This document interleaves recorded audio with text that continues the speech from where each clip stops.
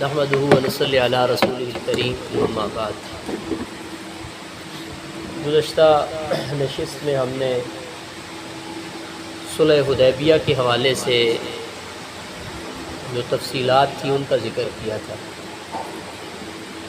اور یہ بھی اس میں ذکر ہوا تھا کہ صلح حدیبیہ کے بعد سورہ فتح نازل ہوئی، اور سورہ فتح میں اِنَّا فَتَحْنَا لَكَ فَتْحًا مُبِينًا فرما کر سورہ صلح حدیبیہ کے بارے میں فرمایا گیا کہ یہ فتح مبین ہے، کھلی فتح ہے۔ تو اس میں صحابہ اکرام کو، کچھ لوگوں کو تعجب ہو رہا تھا کہ صلح تو بڑی دب کر ہوئی ہے، صلح کی شرائط بڑی سخت ہیں، ساری کی ساری مکہ والوں کے حق میں، کچھ انہیں ایک شاک سا لگ رہا تھا، سمجھ نہیں آ رہی تھی کہ یہ کس طرح فتح مبین۔ تو بعد لوگوں نے اس کا نبی کریم صلی اللہ علیہ وسلم کے سامنے اظہار کیا کہ یا رسول اللہ یہ صلح جو ہے اس کو فتح مبین کہا گیا ہے۔ تو نبی کریم صلی اللہ علیہ وسلم نے فرمایا کہ ہاں، ذات کی قسم جس کے قبضہ قدرت میں میری جان ہے، یہ جو صلح ہے یہ کھلی فتح ہے اور بہت بڑی فتح ہے۔ اب وہ گزشتہ نشست میں بھی ہم نے ذکر کیا تھا کہ اس کے اثرات یہ ہوئے کہ چونکہ اب جنگ بند ہو گئی، امن ہو گیا، باہم ملنا ملانا آنا جانا شروع ہو گیا،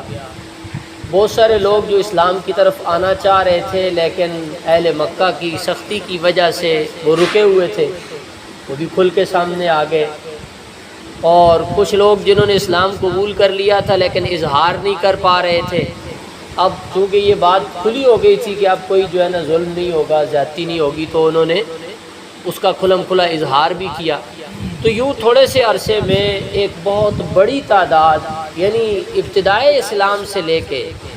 صلح حدیبیہ تک اتنے لوگ اسلام میں داخل نہیں ہوئے تھے جتنے صلح حدیبیہ کے بعد لوگ اسلام میں داخل ہوئے۔ تو یہ ایک کھلی فتح تھی کہ لوگوں کو قریب سے اسلام کو دیکھنے کا موقع مل رہا تھا اور لوگ جوک در جوک اسلام کی طرف آ رہے تھے۔ ایک بڑا جو صلح حدیبیہ کے بعد جو چینج ہوا اور بہت بڑی چیز جو سامنے آئی وہ یہ تھی کہ اسلام کی جو بین الاقوامی سطح پہ دعوت اسلام کی کوشش ہوئی، اور نبی کریم صلی اللہ علیہ وآلہ وسلم نے دنیا کی جو مختلف سلطنتیں تھیں، مختلف ریاستیں جو تھیں، ان کے جو صدور تھے، ان کے جو وزرائے اعظم تھے اور ان کے جو سرپرستان تھے، جو بادشاہ تھے، ان کے نام اسلام کے دعوتی خطوط نبی کریم صلی اللہ علیہ وسلم نے اس کے بعد روانہ فرمائے، چونکہ اب وہ راستے اور رکاوٹیں وہ ساری چیزیں ختم ہو گئی۔ تو آپ صلی اللہ علیہ وسلم نے اسلام کی جو بین الاقوامی دعوت تھی اس سے پہلے خطبہ ارشاد فرمایا صحابہ کرام، اور صحابہ کرام کو فرمایا کہ آپ کو پتہ ہے کہ اللہ تعالیٰ نے مجھے تمام جہانوں کے لیے، تمام انسانوں کے لیے رحمت بنا کر دیا ہے، تو لہٰذا اسلام کا یہ پیغام تم نے پوری دنیا کو پہنچانا ہے۔ اور پھر آپ صلی اللہ علیہ وسلم نے فرمایا کہ عیسیٰ علیہ السلام کے حواریوں کی طرح نہیں ہو جانا کہ قریب کہیں بھیجتے تھے تو وہ چلے جاتے تھے اور دور بھیجتے تھے تو سست ہو کر بیٹھ جاتے تھے، تم نے ایسے نہیں کرنا، تمہیں جہاں بھیجا جائے گا تم نے وہاں جانا ہے۔ تو اس کے بعد پھر آپ صلی اللہ علیہ وآلہ وسلم نے مختلف دعوتی وفود بھی بھیجے اور خطوط باقاعدہ لکھ کر آپ صلی اللہ علیہ وسلم نے روانہ فرمائے۔ جب یہ فیصلہ ہو گیا تو آپ صلی اللہ علیہ وسلم نے ارادہ فرما لیا کہ دنیا کے مختلف بادشاہوں کو خط بھیجے جائیں۔ تو کچھ صحابہ اکرام نے پھر یہ بات ذکر کی کہ یا رسول اللہ، ہم نے دیکھا ہے کہ جو شاہان عالم ہیں، جو دنیا کے بادشاہ ہیں، ان کا دستور یہ ہے کہ اگر خط کے اوپر مہر نہ ہو تو وہ اس کو دیکھتے بھی نہیں۔ یہ اس زمانے سے ہے، لیٹر کے اوپر اگر مہر نہیں ہے تو وہ کسی کام کا نہیں۔ تو انہوں نے کہا کہ یا رسول اللہ، اگر مہر نہیں ہوگی تو وہ تو خط کی اہمیت نہیں ہوگی، تو آپ کی بھی کوئی مہر ہونی چاہیے۔ دنیا کے بادشاہوں کے خطوط ادھر ادھر آتے جاتے ہیں تو ان کے اوپر مہر لگی ہوتی ہے۔ تو نبی کریم صلی اللہ علیہ وسلم نے پھر چاندی کی ایک مہر بنائی، اس میں محمد رسول اللہ لکھا ہوا تھا، لیکن لکھنے کی ترتیب یہ تھی کہ سب سے نیچے محمد، اوپر رسول اور سب سے اوپر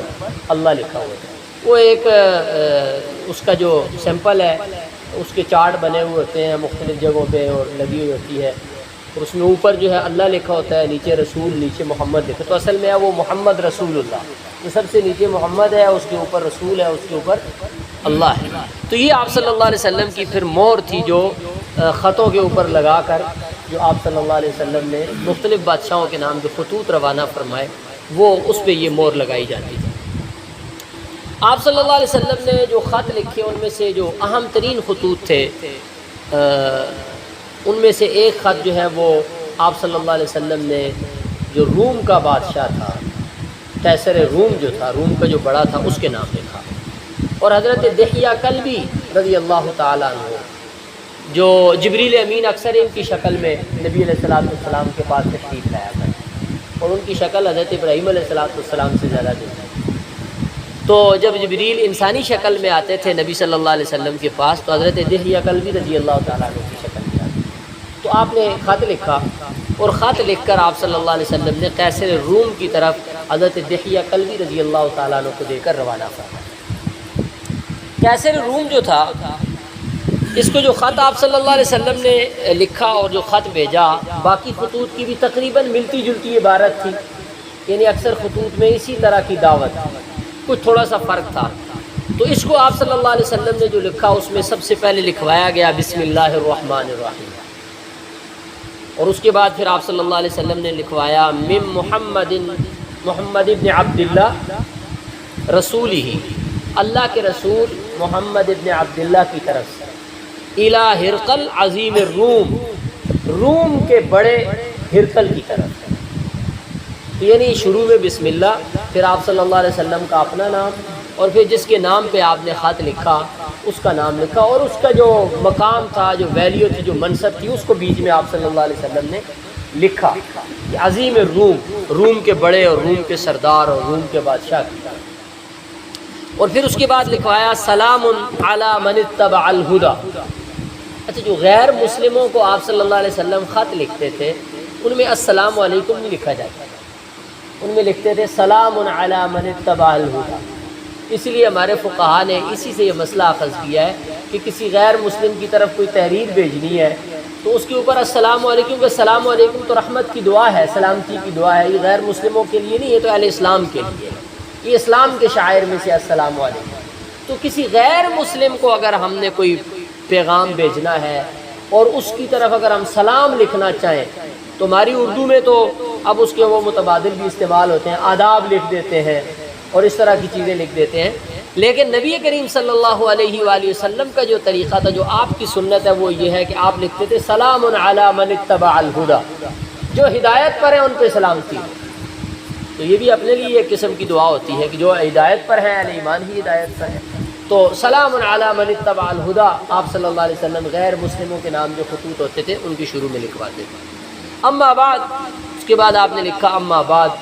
اور پھر آپ نے فرمایا میں آپ کو اسلام کی دعوت دیتا ہوں کہ اسلام قبول کر لو،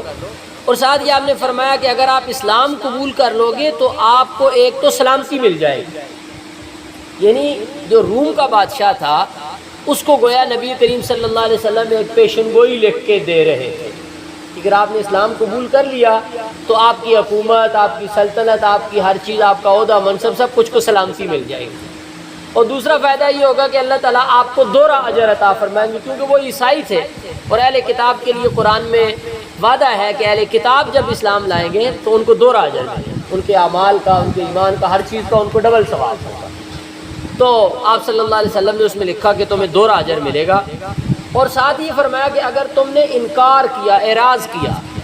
تو جو تمہاری رعایا ہے وہ تمہاری وجہ سے اسلام سے برگشتہ ہوگی، تو ان کا گناہ بھی تمہارے اوپر ہوگا کہ تم ان کو اسلام کے راستے میں، اسلام کی طرف آنے میں تم رکاوٹ بنے۔ اور پھر آخر میں آپ نے قرآن کی آیت یا اہل الکتاب تعالوا الی کلمۃ سواء بیننا وبینکم، اے اہل کتاب آؤ اس کلمے کی طرف جو ہمارے اور تمہارے درمیان مشترک ہے، ایک ہی بات ہے جس پہ ہم بھی ہیں آپ بھی ہو، ایک ہی پیج ہے، اس کے اوپر ہم بھی آ جاتے ہیں، آپ بھی آ جاتے ہیں۔ وہ کیا ہے؟ اللہ نعبد الا اللہ، ایک تو ہم اللہ کے علاوہ کسی کی عبادت نہیں کریں گے، ولا نشرک به شیئا، اللہ کے ساتھ کسی کو شریک نہیں ٹھہرائیں گے، ولا يتخذ بعضنا بعضا اربابا من دون اللہ، ہم میں سے کوئی دوسرے کو اللہ کے علاوہ کسی کو رب نہیں بنائے گا۔ رب بنانے سے مراد یہ ہے کہ اس کے حلال حرام کو حلال حرام نہیں جانے گا، اللہ کے حلال حرام کو حرام جانے گا۔ یہ رب کا کام ہوتا ہے کسی چیز کو حلال یا حرام بنانا۔ اور فَإِن تَوَلَّوْا، اور اگر تم اعراض کرتے ہو تو پھر یہ حکم دیا گیا فَقُولُوا اشْهَدُوا بِأَنَّا مُسْلِمُونَ، کہ ہم جو ہے وہ گواہ ہو جاؤ کہ ہم تو اللہ کی تابعداری کرنے والے ہیں، اللہ کے حکم کے۔ یہ آیت لکھی اور آپ نے یہ خط حضرت دحیہ کلبی رضی اللہ تعالیٰ عنہ کو دے کے روانہ فرما دیا۔ باقی خطوط بھی ہیں لیکن یہ ایک دو خط ایسے ہیں کہ جن میں کچھ ایسی تفصیل ہے، اس میں بڑی ہدایات ہے۔ اب یہ خط لے کر دحیہ کلبی رضی اللہ تعالیٰ عنہ چلے گئے۔ یہ جو قیصر روم تھا یہ تھا اس وقت فلسطین شام میں تھا، اور مسجد اقصیٰ بیت المقدس میں گیا ہوا تھا، اور بیت المقدس میں یہ کسی شکرانے کے سلسلے میں گیا ہوا تھا۔ رومیوں کے ساتھ کسی لڑائی میں فتح ہوئی تھی، اور یہ پھر وہاں یہ ایرانیوں کے ساتھ کسی جنگ میں فتح ہوئی تھی، تو یہ اس کا شکرانہ ادا کرنے کے لیے پیدل ایک لمبا سفر کر کے بیت المقدس گیا ہوا تھا۔ عیسائی تھے، تو وہاں حضرت دحیہ کلبی پہنچ گئے، دربار تک رسائی ہوئی، دربار میں پہنچے تو حضرت دحیہ کلبی رضی اللہ تعالیٰ عنہ نے اس کے دربار میں جا کے پہلے ایک تقریر کی۔ خط اس کو دینے سے پہلے حضرت دحیہ کلبی رضی اللہ تعالیٰ نے خطاب کیا اور فرمایا، اے قیصر روم، مجھے جس ذات نے آپ کی طرف سفیر بنا کر بھیجا ہے وہ آپ سے بہت اعلیٰ اور بہت اونچی ذات ہے، وہ شخصیت آپ سے بہت بڑی شان ہے۔ روم اس وقت دنیا کی سپر پاور، یعنی ایک طرف ایران تھا اور دوسری طرف جو ہے وہ رومن امپائر تھا، تو سپر پاور ایک طاقت تھی۔ تو انہوں نے سب سے پہلے اس کو یہ کہا کہ جس نے مجھے بھیجا ہے وہ آپ سے بھی زیادہ اونچی شان والا ہے،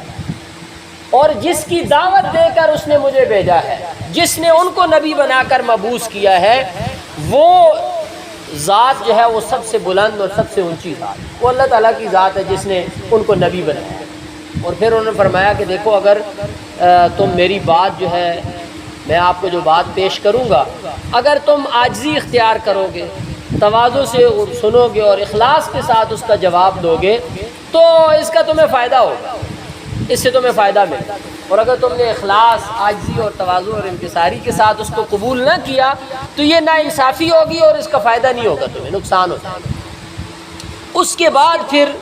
قیصر روم نے کہا کہ اچھا بتائیں آپ کیا کہنا چاہتے ہیں؟ تو حضرت دحیہ کلبی رضی اللہ تعالیٰ عنہ نے فرمایا کہ آپ کو معلوم ہے کہ حضرت عیسیٰ علیہ السلام جو ہیں وہ نماز پڑھتے تھے؟ اس نے کہا بالکل معلوم ہے، عیسیٰ علیہ السلام نماز پڑھتے تھے۔ تو حضرت دحیہ کلبی رضی اللہ تعالیٰ عنہ نے فرمایا کہ میں جس ذات کی طرف آپ کے لیے دعوت لے کے آیا ہوں، آپ کے لیے پیغام لے کے آیا ہوں، وہ وہی ذات ہے جس کی عیسیٰ علیہ السلام نماز پڑھتے تھے۔ اللہ کی دعوت ہی میں بھی لے کے آیا۔ اور پھر فرمایا کہ جس نے عیسیٰ علیہ السلام کو اپنی ماں کی پیٹ میں پیدا کیا، بنایا، اور جس نے آسمان و زمینوں کو پیدا کیا، اسی ذات نے اس نبی امی کو بھیجا جس نبی امی کی موسیٰ علیہ السلام اور عیسیٰ علیہ السلام بشارتیں دے کے گئے، ان کا پیغام لے کے میں آپ کے پاس آیا۔ نبی علیہ السلام کے بارے میں کچھ باتیں کی، اور پھر جات یہی کہا کہ اگر آپ اس دعوت کو قبول کر لیں گے تو آپ کو دنیا کا فائدہ بھی ہوگا اور آخرت کا فائدہ بھی ہوگا، اور اگر آپ قبول نہیں کریں گے تو آخرت تو آپ کو چلی ہی جائے گی، لیکن یہ بھی یاد رکھو کہ دنیا کی حکومت بھی ہمیشہ نہیں رہے گی، اس میں بھی باقی لوگ آپ کے ساتھ شریک ہو جائیں گے، یہ بھی کچھ نہ کچھ بانٹ ہی جائے گی، یہ بھی آپ کے پاس ہمیشہ نہیں رہے گی۔ یہ ساری باتیں کرنے کے بعد پھر حضرت دحیہ کلبی رضی اللہ تعالیٰ نے جو نبی کریم صلی اللہ علیہ وسلم کا خط تھا وہ قیصر روم کو پیش کیا۔ اب قیصر روم نے ساری باتیں سن لی تھی، اب اسے ان ساری باتوں سے یہ یقین ہو گیا تھا کہ یہ کسی نبی کی طرف سے ہی آیا ہوا بندہ ہے، کیونکہ عام آدمی نہیں ہے۔ تو قیصر روم نے وہ خط لیا، اس کو لے کے آنکھوں سے لگایا، چوما، سینے سے لگایا، آنکھوں سے لگایا، اور پوری اعزاز، اکرام، پوری تکریم کے ساتھ اس خط کو اس نے وصول کیا۔ اور وصول کرنے کے بعد اس خط کو کھولا، کھول کے پڑھا، اور پڑھنے کے بعد پھر کہا جی کہ میں کل آپ کو اس کا جواب دوں، ابھی جواب نہیں دیتا، جواب کل دوں گا۔ اپنے نوکروں چاکروں کو کہا کہ بھائی عرب جو ہے وہ یہاں پہ آتے ہیں کاروبار کے لیے، تجارت کے لیے، پتہ کرو مکہ کا کوئی تجارتی قافلہ، کوئی تاجر، کوئی لوگ آئے ہوں تو ان کو بلاؤ، کیونکہ یہ خط جو ہے مکہ سے آیا ہے۔ تو پتہ کیا، تو پتہ چلا کہ ابو سفیان جو ہے وہ ایک تجارتی قافلے کے ساتھ یہاں آئے ہوئے ہیں۔ اس نے کہا بلا لیا گیا۔ تو قافلہ آ گیا، ان کو کہا کہ ظاہر ہے وہ سارے لوگ غیر مسلم تھے، اسلام ابھی تک ان میں سے کسی نے قبول نہیں کیا تھا، یہ وہ لوگ تھے۔ تو قیصر روم نے ان کو کہا جی ہاں بھائی، آپ میں سے جو مکہ کے اندر جو نبی آئے ہیں ان کا رشتہ دار کون ہے، قریبی رشتہ دار کون ہے؟ تو حضرت ابو سفیان نے خود یہ بات میں واقعہ بیان کیا، انہوں نے کہا جی میں ان کا ان سب میں سے زیادہ قریبی ہوں رشتے کے اعتبار سے۔ اس نے کہا آپ آگے آتے، ان کو آگے بلا لیا، باقی لوگوں کا آپ اس کے پیچھے بیٹھ جائیں۔ اور قیصر نے کہا کہ میں اس سے سوال کروں گا، جہاں پہ اس نے جھوٹ بولا آپ کا کام ہے آپ نے فوراً اس کی تردید کرنی ہے کہ یہ غلط کہہ رہا ہے، اور جہاں سچ بولے گا تو آپ لوگوں نے خاموش رہے۔ یعنی جو حضرت ابو سفیان کے ساتھ لوگ تھے ان لوگوں کو قیصر نے یہ کہا کہ جہاں کہیں ابو سفیان نے غلط بیانی کی تو آپ نے اس کی تکذیب کرنی ہے، جھٹلانا ہے، آپ نے بتانا ہے کہ جھوٹ بول رہا ہے، اور جہاں سچ ہو تو وہاں آپ نے خاموشی سے اس کی تائید کرنی۔ تو اب قیصر روم نے ابو سفیان سے سوالات کرنے شروع۔ اس نے کہا جی کہ میرے پاس یہ خط آیا ہے، اور یہ آیا ہے محمد ابن عبداللہ جو رسول ہونے کے مدعی ہیں ان کی طرف سے آیا ہے، تو ان کے بارے میں آپ سے کچھ سوالات کروں گا، آپ نے سچ سچ جواب دیں۔ تو اس نے پہلا سوال یہ کیا کہ یہ بتائیں کہ یہ جو بندہ ہے اس کا نسب تمہارے درمیان کس قسم کا ہے، کیسے نسب والا ہے، اس کا خاندان کیسے ہے؟ تو حضرت ابو سفیان جو تھے انہوں نے جواب میں کہا کہ یہ تو ہم میں اس خاندان اس نسب میں سے ہے جو سب سے اعلیٰ ہے، سب سے اونچے نسب والا ہے۔ تو قیصر نے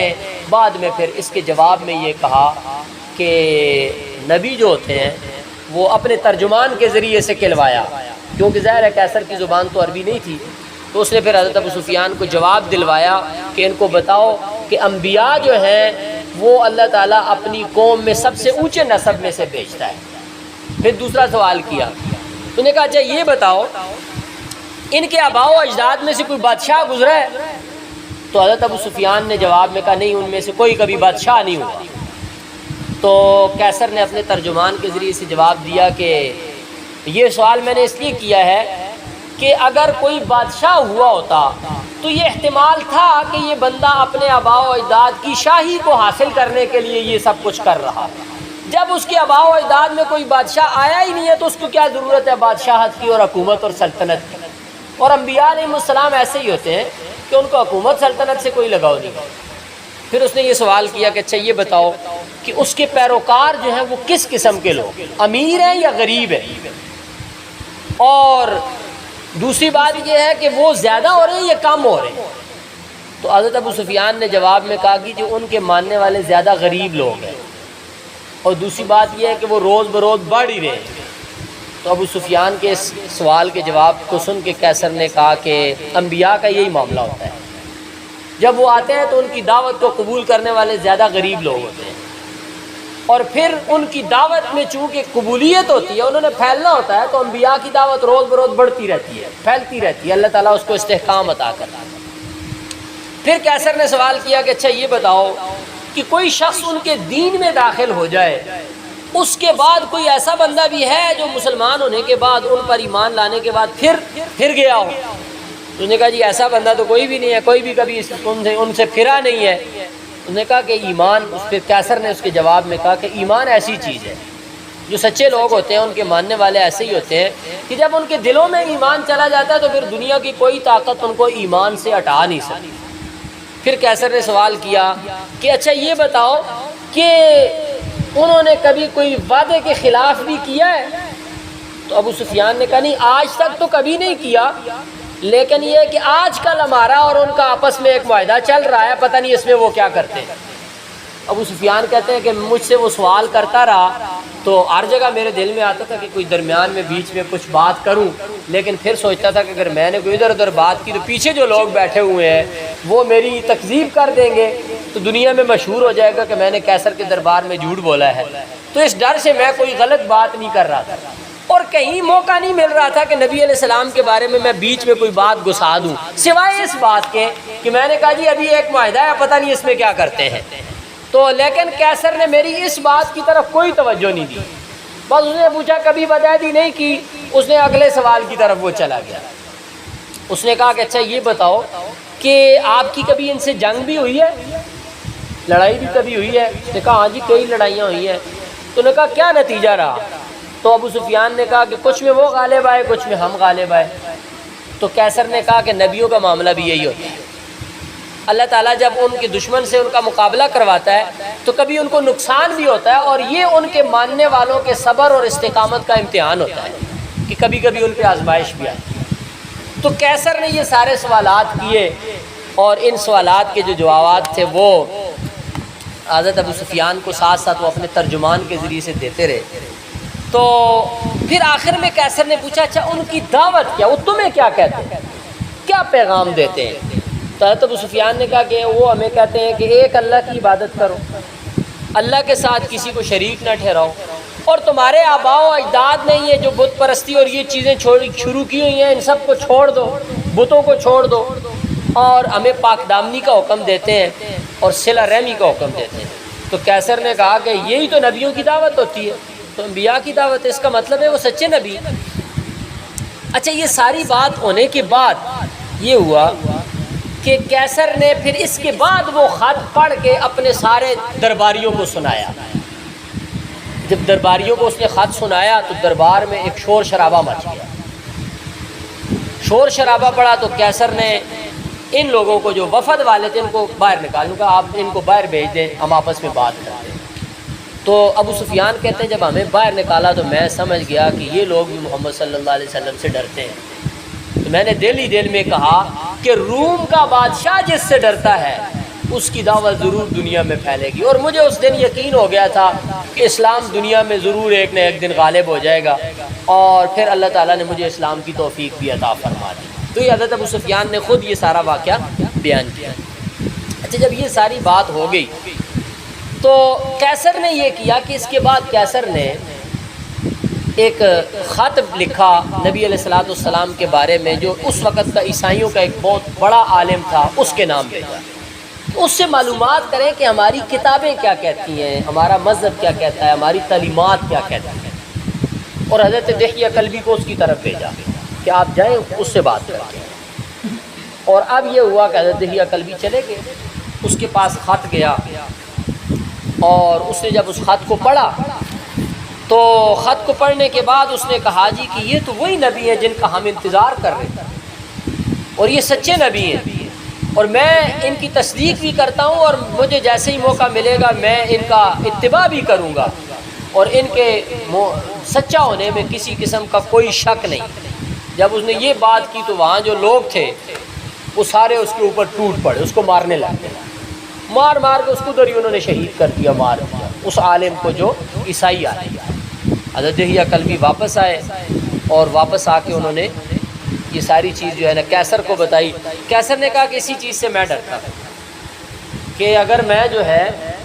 اسلام قبول کر لوں گا تو یہ لوگ مجھے بھی نہیں چھوڑیں گے، مار دیں گے۔ لیکن اس نے یہ کیا کہ اپنے جو سردار تھے اور بڑے بڑے لوگ تھے، جرگوں والے اور سمجھدار لوگ، ان سب کو جمع کیا دربار میں،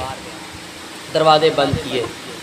اور بند کر کے دروازے جو ہے ان کو بلایا، اور ان کو ساری بات بتائی کہ میں تمہارے لیے ایک بہت اچھی بات لے کے آیا ہوں آج، اور بہت خیر کی چیز میں تمہارے سامنے پیش کرنا چاہتا ہوں۔ اس کے بعد پھر اس نے نبی کریم صلی اللہ علیہ وسلم کے بارے میں بتایا کہ جن کا ذکر ہم اپنی کتابوں میں پاتے ہیں، جن کے بارے میں ہم اپنے علماء سے سنتے آئے ہیں، وہ آ چکے، اور ان کا خط میرے پاس آیا ہے، ہمارے لیے خیر اور بلائی اسی میں ہے کہ ہم ان کی اتباع کر لیں۔ جب اس نے یہ کہا تو سب لوگوں نے شور شرابہ شروع کر دیا، اور ایک دم جو ہے نا ایک بڑا شور مچ گیا۔ تو قیصر نے کہا کہ ان کو چپ کرو، سارے چپ۔ اس نے کہا میں تمہیں چیک کر رہا تھا کہ تم اپنے دین پہ کتنے پکے ہو، تو تمہیں مبارک ہو، واقعتاً تم اپنے دین پہ بہت پکے ہو۔ میں تو صرف یہ دیکھنے کے لیے کہ تم اپنے دین پہ پکے ہو یا نہیں، تمہیں چیک کرنے کے لیے تمہارے سامنے یہ دعوت پیش کر رہا تھا۔ خیر اب یہ ہوا کہ حضرت دحیہ کلبی کو قیصر نے کہا کہ میں قبول کر لیتا، اور مجھے یقین ہے کہ وہ سچے نبی ہیں، لیکن آپ نے دیکھ لیا ہے ہمارے عالم کا کیا حال ہوا، اور یہ ان لوگوں کو بھی دیکھ لو کیسے انہوں نے شور شرابہ میرے خلاف شروع کر دیا۔ اگر میں اسلام قبول کروں گا تو یہ لوگ مجھے نہیں چھوڑیں گے، مجھے مار دیں گے، اور میری حکومت بھی چلی جائے گی۔ یہاں ہمارے علماء نے، سیرت نگاروں نے لکھا ہے کہ قیصر اگر نبی صلی اللہ علیہ وسلم کے والا نامہ پہ اور آپ کے خط پہ غور کر لیتا تو اس کو یہ بات سمجھ آ جاتی کہ اسلام قبول کرنے میں اس کی عزت تھی اور سلامتی بھی تھی، کیونکہ نبی علیہ السلام نے اس میں لکھا تھا کہ اگر تم اسلام قبول کر لو گے تو سلامتی پا جاؤ، تمہیں کوئی کچھ نہیں کہہ سکے گا۔ لیکن یہ بات اس کو سمجھ میں نہیں آئی اور وہ اڑ گیا اپنی جگہ پہ، اور بعد میں پھر اس کو شکست ہوئی، روم بھی ان کے ہاتھوں سے نکل گیا اور اللہ تعالیٰ نے روم بھی اسلام کو دے دیا۔ تو خیر اس نے اس خط کو سونے کے ایک جو ہے نا ایک سونے کا ایک چیز اس کے لیے ایک فریم تیار کروائی سونے کی، اور نبی علیہ الصلوۃ والسلام کے اس خط کو بڑے اعزاز اکرام کے ساتھ اس خط کو اس نے محفوظ کیا، اور محفوظ کر کے حضرت دحیہ کلبی کو اس نے جو ہے وہ واپس بھیجا۔ تو یہ قیصر روم تھا جس کی طرف نبی کریم صلی اللہ علیہ وآلہ وسلم کا خط گیا تھا، اور یہ ساری صورتحال جو ہے وہ پیش آئی کہ وہ قبول کر لیتا، لیکن صرف سلطنت کی بنیاد پہ، اپنی حکومت اور اپنی سلطنت کو بچانے کے لیے، یقین کے باوجود اس نے قبول نہیں کیا اسلام کو، اور اسلام قبول کرنے کے راستے میں جو نظام حکومت تھا اس کا، وہ اس کے لیے رکاوٹ بن گیا۔ یہ ایک خط تو یہ تھا جو نبی کریم صلی اللہ علیہ وآلہ وسلم نے قیصر روم کو بھجوایا تھا۔ ایک اور خط جو نبی کریم صلی اللہ علیہ وسلم نے کسریٰ ایران کو بھی بھجوایا، دوسری جو دنیا کی سپر پاور طاقت تھی وہ ایران کی تھی، اور ایران کے بادشاہ جو ہے اس کو نبی کریم صلی اللہ علیہ وسلم نے خط بھجوایا، اور وہ خط آپ صلی اللہ علیہ وآلہ وسلم نے اسی طرح کا لکھوایا، اور اس میں بھی تقریباً یہی دعوت تھی کہ یہ محمد صلی اللہ علیہ وسلم، محمد رسول اللہ کی جانب سے اس ایران کے بادشاہ کسریٰ کے نام پہ خط ہے، اور پھر اس میں سلام علی من اتبع الہدی یہ لکھا اور اسلام کی دعوت دی، اور ساتھ ہی نبی کریم صلی اللہ علیہ وسلم نے فرمایا کہ اگر تم نہیں مانو گے تو باقی مجوسیوں کا جو گناہ ہے وہ بھی تمہارے اوپر ہوگا۔ اور یہ خط آپ صلی اللہ علیہ وسلم نے حضرت عبداللہ بن حذافہ سہمی رضی اللہ تعالیٰ عنہ کو دے کر روانہ فرمایا۔ یہ گئے کسریٰ کے دربار میں، جب خط انہوں نے پیش کیا، وہ خط دیکھتے ہی غصے ہو گئے، وہ سپر پاور تھی اور عربوں کو تو اپنا غلام سمجھتے تھے کہ یہ ہمارے غلام ہیں، تو بڑے غصے ہوا، آگ بگولا ہو گیا، اور خط کو اس نے غصے سے پھاڑ دیا۔ نبی کریم صلی اللہ علیہ وسلم کے خط کو اس نے چاک کر دیا، اور اس نے کہا کہ اچھا یہ بندہ جو میرا غلام ہے یہ مجھے خط لکھتا ہے اور میں اس کو نہیں چھوڑوں گا۔ اور عبداللہ ابن حذافہ رضی اللہ تعالیٰ عنہ کس طرح وہاں سے واپس آئے، اور واپس آ کے آپ صلی اللہ علیہ وسلم کو یہ خبر دی کہ کسریٰ نے خط پھاڑ دیا، اور اس طرح کی باتیں اس نے کی۔ تو نبی کریم صلی اللہ علیہ وسلم نے فرمایا کہ کسریٰ کا ملک جو ہے وہ ٹکڑے ٹکڑے اور پارا پارا ہو گیا ہے، اب وہ بچ نہیں سکے گا۔ تو کسریٰ نے جو ہے نا یمن، چونکہ وہ عرب میں آتا تھا تو یمن کا جو گورنر تھا وہ بھی، یمن بھی ایران کے ساتھ اپنا وہ اس کا الحاق تھا اس زمانے میں، تو یمن میں جو گورنر تھا کسریٰ کی طرف سے، اس کو خط لکھا کہ اپنے پولیس والے بھیجو، سپاہی بھیجو، اور جس شخص نے مجھے خط لکھا ہے وہ اس کو گرفتار کر کے میرے پاس لے کے آئے۔ اس نے 2 بندے بھیج دیے نبی کریم صلی اللہ علیہ وسلم کو گرفتار کرنے کے لیے، اور ان کو بھیجا۔ اب وہ بندے آئے، خط لے کے آئے اس کا گورنر کا، اور خط لے کے جو ہے نبی کریم صلی اللہ علیہ وسلم کی خدمت میں آئے۔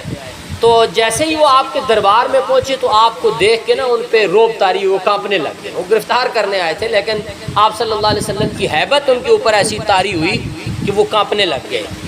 تو نبی کریم صلی اللہ علیہ وسلم نے ان کا خط لیا، پڑھا، اور آپ صلی اللہ علیہ وسلم مسکرانے لگ گئے، اور پھر آپ نے ان دونوں کو اسلام کی دعوت دی۔ ان کو فرمایا کہ تمہیں میں اسلام کی دعوت دیتا ہوں، تم اسلام قبول کر لو۔ اور پھر ان کو آپ صلی اللہ علیہ وسلم نے بھیج دیا کہ ٹھیک ہے آپ ادھر ہی رہے، کل میرے پاس صبح آ جائے۔ اگلے دن یہ لوگ آئے نبی کریم صلی اللہ علیہ وسلم کی خدمت میں، تو ظاہر ہے اب وہ گرفتاری والی بات تو نکل گئی تھی، تو وہ تو نبی علیہ السلام کا رعب اور ہیبت ان پہ ایسی طاری ہو گئی تھی کہ وہ ڈر گئے تھے۔ تو اگلے دن جب آئے تو آپ صلی اللہ علیہ وسلم نے ان کو یہ پیشن گوئی فرمائی۔ آپ نے فرمایا کہ رات کو کسریٰ کے بیٹے شیروے کو اللہ نے اس پہ مسلط کیا ہے، اس نے اپنے باپ کو قتل کر کے اس کے ملک پہ قبضہ کر لیا۔ جس نے تمہیں بھیجا ہے نا گرفتاری کے لیے، وہ اب دنیا میں نہیں ہے، وہ قتل ہو چکا ہے، اور اس کا بیٹا اب جو ہے نا وہاں کا حکمران بن چکا۔ یہ وحی کے ذریعے سے نبی کریم صلی اللہ علیہ وسلم کو اطلاع ملی تھی۔ تو آپ صلی اللہ علیہ وسلم نے یہ خبر دی، اور ساتھ ہی ان کو فرمایا کہ جاؤ اور جا کر جس نے تمہیں بھیجا ہے جو یمن کا گورنر ہے اس کو یہ بات میری بتا دو، یہ حال اس کو بتا دینا، سارا یہ ساری صورتحال اس کو بتا دینا کہ ادھر جو ہے وہ کسریٰ مارا گیا، اور ادھر میں نے تمہیں اس کی خبر بھی دے دی کہ کسریٰ کو رات اللہ تعالیٰ نے جو ہے ختم کر دیا ہے، اور اس کے بیٹے کو اس کے اوپر مسلط اللہ نے کیا ہے، اور اس کے ذریعے سے وہ دنیا سے چلا گیا ہے۔ تو خیر جب یہ خبر واپس گورنر تک پہنچی، یمن کے گورنر تک، وہ اس کا نام بازان تھا، جب انہوں نے ساری جا کے صورتحال بتائی نبی کریم صلی اللہ علیہ وسلم کے دربار کی اور آپ کے رعب اور ہیبت کی، اور پھر آپ نے جو رات کو جو واقعہ ہوا صبح اس کی خبر دے دی، تو جب اس کو یہ بات پتہ چلی کہ یہ تو ممکن ہی نہیں تھا اس زمانے میں کہ رات کا واقعہ صبح مکہ میں پتہ چل جائے، ایران سے مکہ والوں کو صبح خبر پہنچ جائے، یہ تو ہفتہ لگ جاتا تھا اس خبر کے پہنچنے میں۔ تو جب بازان کو یہ بات پتہ چلی کہ جب جس رات کو کسریٰ مارا گیا اسی صبح انہوں نے خبر دی تھی، تو اس نے یقین کر لیا کہ اللہ کے سچے رسول، اور وہ اپنے رفقا اپنے ساتھیوں سمیت جو ہے وہ اس نے اسلام قبول کر لیا، یمن کا جو گورنر تھا۔ تو خیر اس طرح نبی کریم صلی اللہ علیہ وسلم نے کچھ اور خطوط بھی لکھے جن کا مختصر تذکرہ جو ہے وہ اگلی نشست میں ہم کریں گے۔ تو یہ اسلام کی جو بین الاقوامی سطح پہ پھیلاؤ تھا اور اسلام کی جو دعوت تھی، جو انٹرنیشنل پوری دنیا پہ اسلام کی دعوت کے پھیلاؤ کا جو آغاز تھا، وہ اس طرح نبی کریم صلی اللہ علیہ وآلہ وسلم کے ان دعوتی خطوط کے ذریعے سے ہوا، اور کچھ علاقوں کے جیسے یہاں یمن کا گورنر اور وہاں کے لوگ مسلمان ہو گئے، کچھ دوسرے لوگ جو ہے انہوں نے بھی اسلام قبول کیا، عمان کے لوگوں نے اسلام قبول کیا، کہ دوسرے لوگوں کا تذکرہ آئے گا، حبشہ کا جو بادشاہ تھا اس نے اسلام قبول کر لیا، تو ایسے کئی لوگ، تو اس طرح اسلام جو ہے وہ باہر کی دنیا تک پھر صلح حدیبیہ کے بعد جو ہے اسلام کا پھیلاؤ وہ شروع ہو گیا، اور دنیا کی جو اقوام ہیں وہ اسلام میں داخل ہونا شروع ہو گئی۔ اللہ تعالی ہمیں جو اسلام کی دعوت ہے اور اسلام کی جو فکر ہے اس کو سیرت طیبہ کی روشنی میں سمجھنے کی اللہ تعالیٰ ہمیں توفیق عطا فرمائے، اور سیرت کے ساتھ جو ایک تعلق ہونا چاہیے اللہ تعالیٰ وہ ہمیں نصیب فرمائے۔ سبحانک اللہم